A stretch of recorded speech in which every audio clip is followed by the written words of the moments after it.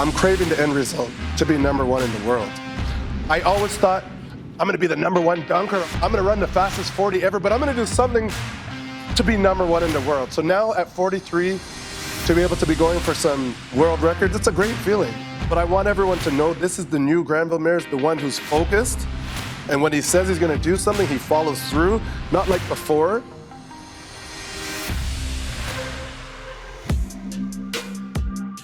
When I think about Granville Mayers, first it's that raw athleticism, the rawest athlete I've ever seen. A good father, definitely legendary and scary. He was a scary guy, and his athleticism was scary, his persona was scary, quiet spoken. Such a difference between who he is and how he's perceived. Just a beast, just awesome athlete. Hearing about how he actually cleared a long jump hit, beating everyone week after week in track without training. But then at some point there was the dunk contest, Toronto versus Michigan, and Granville closed off the contest with a gorilla dunk from the free throw line. Everybody just lost themselves. I'm talking like 8,000 kids just tearing off their clothes in disbelief of what they saw. And I think they just gave him the trophy right there. Everyone walked out of the stadium. Like, it was just the greatest thing I've ever seen. I think that's when I realized how great he was, like the superior an athlete he was. He didn't want to make it look like he was a superstar. He had great coordination, had natural speed.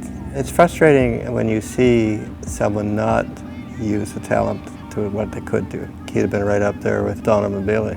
He just wouldn't commit. And this is the thing about Granville Mayers, is that, like, all of us have had these conversations about him. If this guy would just commit to insert sport here, football, track and field, whatever, he could achieve Olympics, NFL. But you just never got to the point where he actually committed and made the most of his talent. And so for years, this was his legacy. He was the greatest that never was.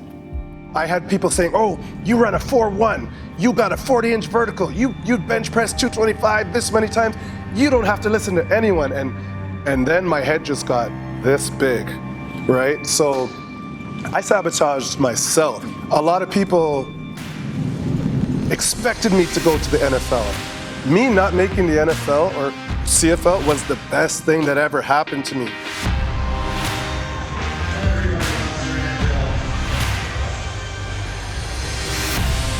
Strength means to me character. Not just lifting weights, but what type of person are you?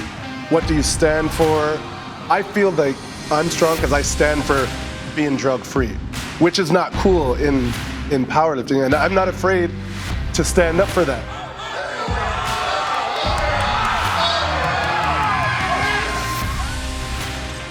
I'm a stronger person. I'm a better dad for this. I'm a better coach. So strength is not just what you can lift, it's character and the person you become.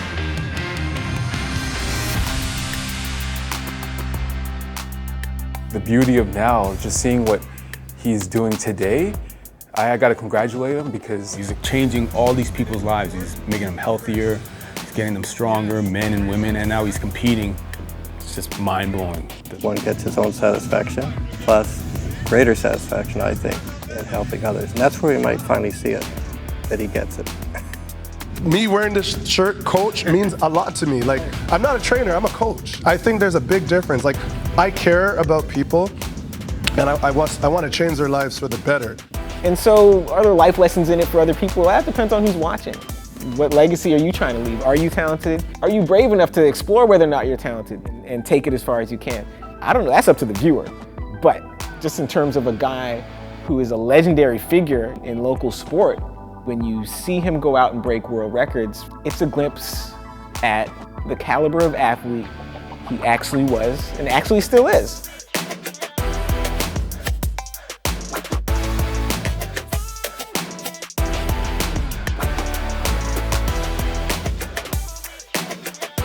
At Cawthor Park, I dunked and broke the glass backboard. It was the best feeling ever.